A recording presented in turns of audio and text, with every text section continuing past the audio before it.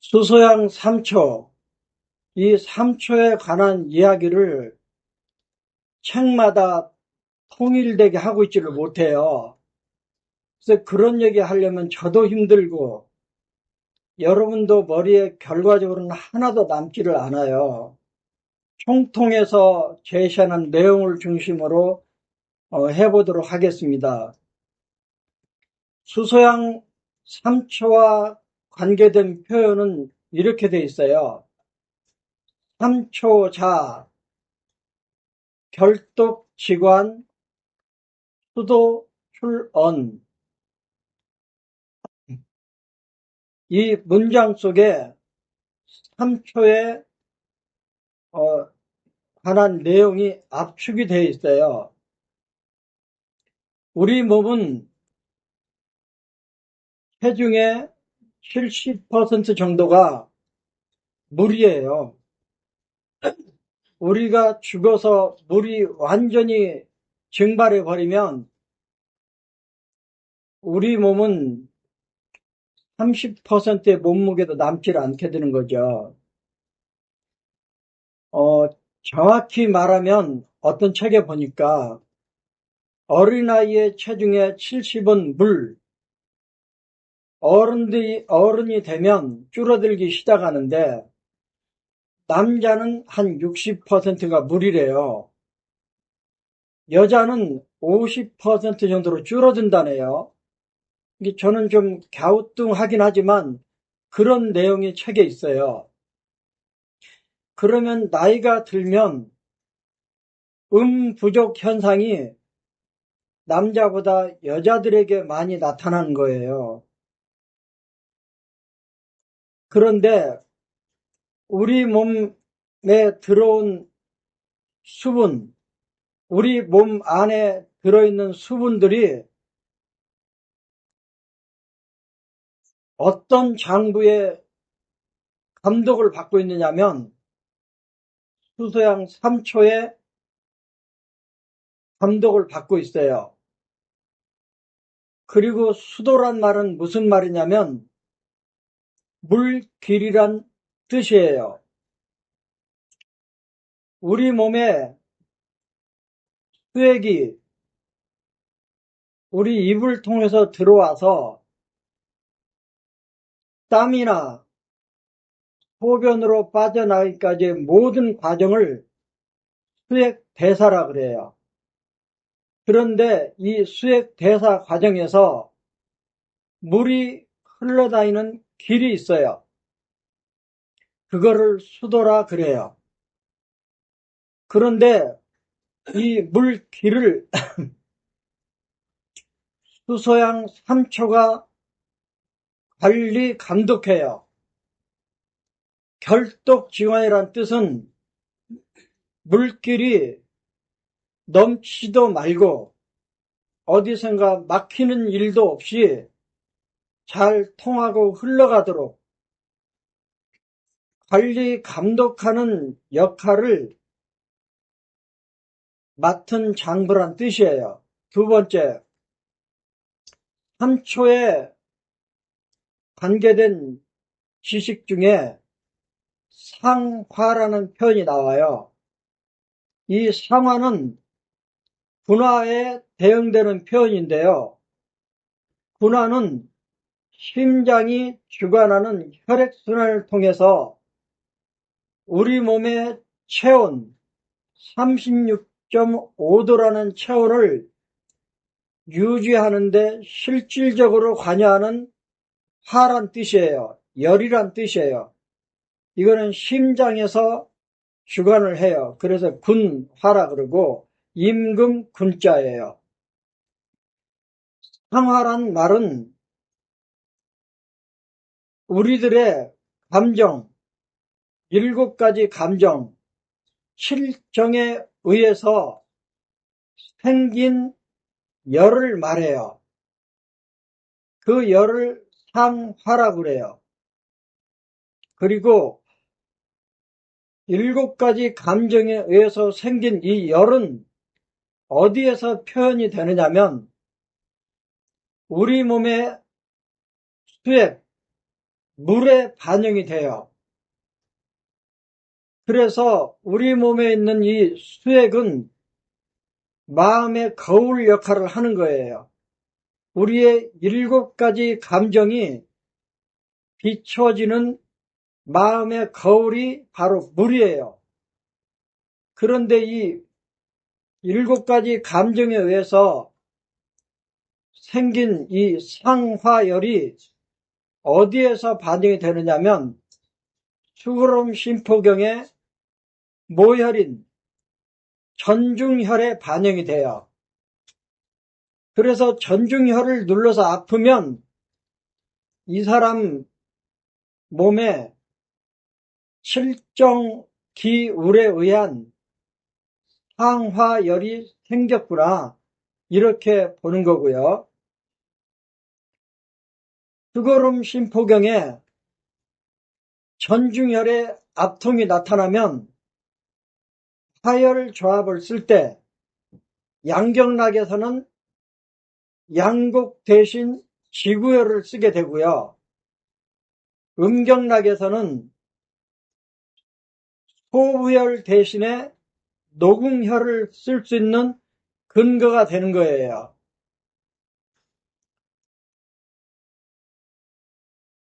그 정도로 그냥 하면 되고요. 그 다음에 세 번째, 통통에서는 수서양 3초가 주관하는 물길, 즉 수도를 흘러다니는 액체를 임파액으로 보더라고요. 우리 몸의 혈액순환 속에는 혈액이 지나다니기도 하고 임파액도 지나다니잖아요. 그런데 혈액은 동맥이나 정맥을 통해서 돌아다니고 임파액은 임파관을 따라서 돌아다니는데 이 임파액이 돌아다니는 길을 수도라 그러고 그 임파액을 주관하는 장부가 수서양 3초래요. 그러면 임파액이 우리 몸에 하는 일이 뭐냐면 밖에서 들어온 바이러스나 세균을 처리하는 일종의 면역기관이죠. 그래서 임파액이 수서양 3초가 주관하는 수도를 흘러다니는 물질이라면 아마 수서양 3초는 우리 몸의 면역에 관여하는 장부가 아닌가, 그렇게 본다 그러네요.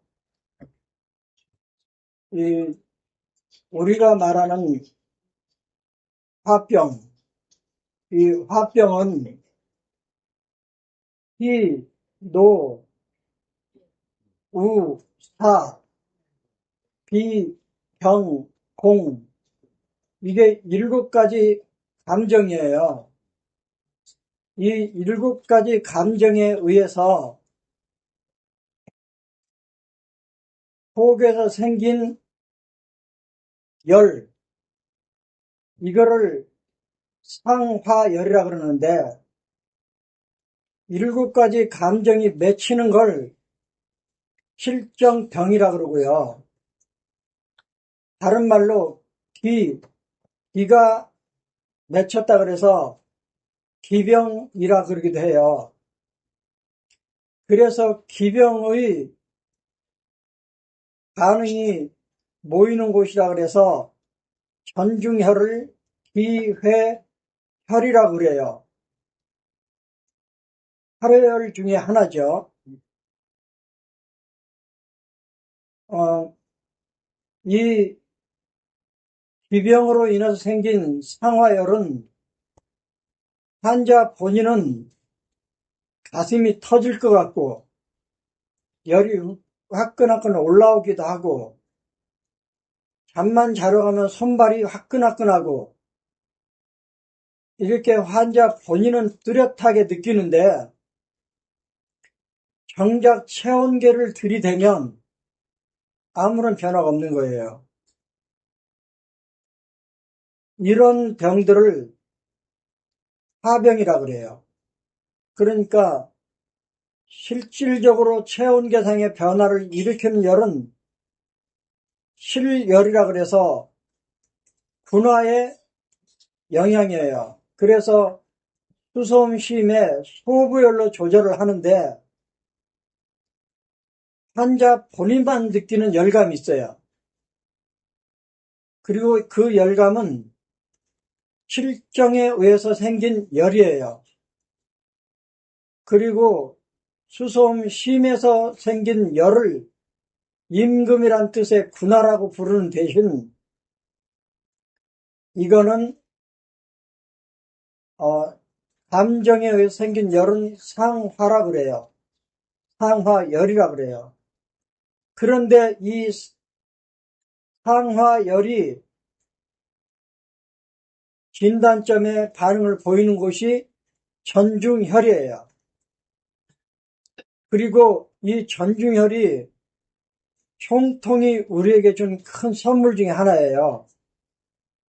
사암침이나 기타 오행침에서는 녹음과 지구를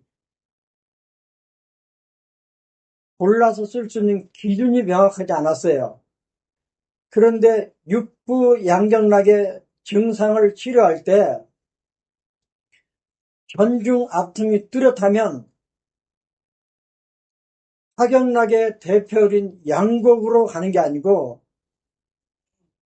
수서양 소장의 3초의 대표열인 지구를 쓰는 거예요. 전중 압통이 있을 때.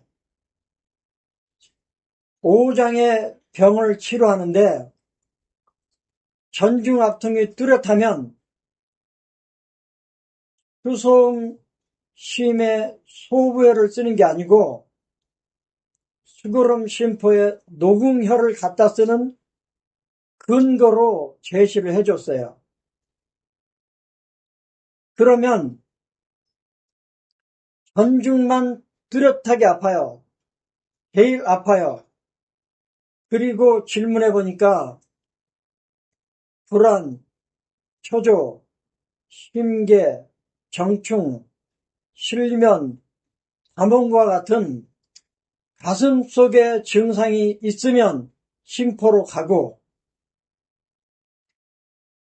수서양 3초의 복모열인 성문과 함께 전중이 나타나면 수서양 3초의 화병으로 보는 거예요. 녹음식으로 놓으면 되는데 수서양 3초의 화병을 다스릴 때는 지구가 대표열이기 때문에 액문 통곡으로 다스려요. 그러니까 전중압통이 뚜렷한데 수서양 3초의 문제로 보여진다. 그러면 액문 통곡을 쓰는데 지구도 하나 더 추가해주면 안 되냐? 아니에요. 처방에 보니까 나와 있더라고요. 수서양 3초의 화병으로 보여지는데 전중압통이 뚜렷한데 어떻게 처리하는가? 액문 통곡을 보하든지 사하든지 거기에다 지구 살을 추가해줘도 좋다. 이런 식으로 나와 있고요. 만일에 배꼽 아래는 반응이 없어요. 전중만 뚜렷해요. 그리고 마음의 병에 증상이 있어요. 그러면 수고름 심포의 문제로 보는데 그러면 수고름 심포의 화병은 어떻게 다스리는가? 수고름 심포에서 한열 편차는 목혈로 다스려요. 그래서 중충대선을 놓고 전중을 만져보면 압통이 바로바로 줄어요. 상당히 좀 민감한 복모열 중에 하나더라고요. 제가 아는 어떤 원장님이 변비통으로 팔을 잘 못 움직이는 환자가 왔대요. 아줌마가. 그런데 3초의 문제로 보여지는데 전중압통이 너무 뚜렷하다라는 거예요. 그래서 움직일 때 불편하니까 중저 이목의 침을 중저에 먼저 하나를 놓아봤대요. 중저의 수소양 3초의 문제로 생긴 변비통으로 보고 중저에 침을 한번 놓아봤대요. 그리고 움직여보세요 하니까 훨씬 잘 움직이더래요.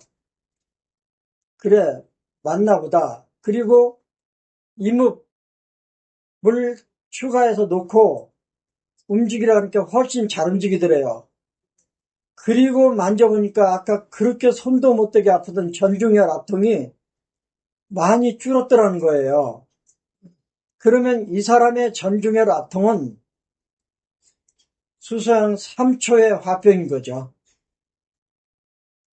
저는 이 총통을 공부하고 나서 보니까요. 가운데 손가락에 문제가 있는 사람들이 있더라고요. 그 중에 하나가 탄발지죠.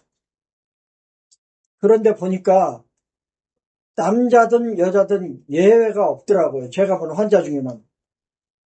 전중압통이 뚜렷한 거예요. 그러니까 가운데 손가락으로는 탄발지가 됐던 관절이 삐었던 일단 경락으로는 수그럼 심포경락의 문제잖아요. 그런데 이 사람에게 복진을 해보니까 전중압통이 뚜렷해요. 그러면 이 사람의 가운데 손가락의 문제는 비록 경락병이지만 그 병의 시작이 마음에서 시작됐다는 뜻이에요. 제 남자친구도 가운데 손가락 탄발지가 있더라고요.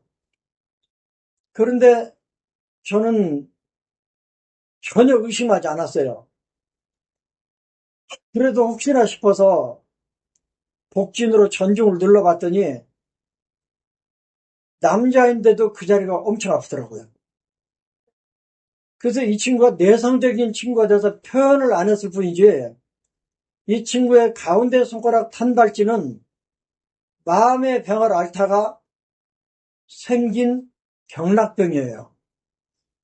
물어보니까 정신과 치료도 받았다 그러더라고요. 한 1년 고생했는데 정신과 치료 약을 먹고 정신적인 문제는 해결이 됐다 그러더라고요. 근데 남아있는 건 여전히 가운데 손가락이 탄발지가 있어요. 이게 남자도 전중혈 압통이 마음의 병이 있는 사람은 있더라고요.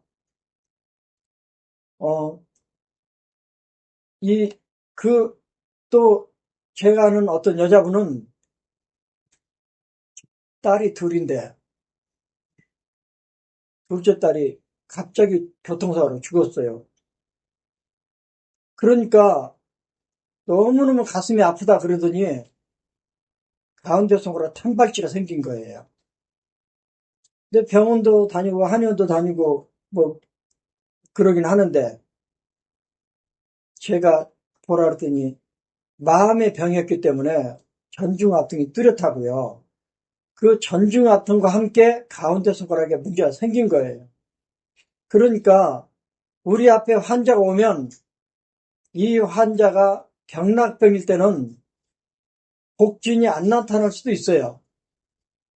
또는 내장 본체, 내상병일 때는 복진은 나타나지만 경락병은 없을 수도 있어요. 그런데 경락병이면서도 복진이 나타날 수도 있어요. 근데 그러니까 구별을 해서 진단을 좀 해봐야 되는데 경락병으로 보이는 근골격계통의 병도 사실은 환자가 깨달은 게 지금이란 뜻이지 그 병의 시작은 내상병이었다는 거예요. 내장의 문제를 방치하는 도중에 경락병이 생겼다고 보더라고요. 그렇게 해야 되겠죠. 뭔 얘기하다가. 이 화병은 기분이 나빠서 생긴 병이다. 대부분 여자들한테 생기는데 40대, 50대 생긴다. 그리고 화병으로 오는 사람들은 대개 속에 담음이 많아요. 담음. 여자분들이 가래가 생기는 이유는요, 대부분 화병일 가능성이 많아요. 그럴 때 전중을 눌러보세요. 그러면 그 사람들은 한약으로는 가미사칠탕 계열의 약을 쓰는데요. 가미사칠탕의 주약이 뭐냐면 가래를 삭히는 이진탕이 주약이에요. 그러니까 전중이 아픈 사람들 특징이 몸 여기저기 복모혈이 다 아파요. 한번 보세요. 전중혈이 아픈 여자분들은 거의 모든 복모혈이 다 아파요. 어느 병인지를 모르겠어요. 그러면 그 사람의 몸의 체액이 암음화되어 있다는 뜻이에요. 그러면 육부 양경락에 복모혈이 아프면 유목혈 아낌없이 쓰세요. 오장에 나타나면 유토혈 아낌없이 쓰세요. 그냥 정확한 건 한두 개를 골라야 되는데 쓰시면 되고요. 그리고 복진을 하기 전에 내가 짐작이 필요해요.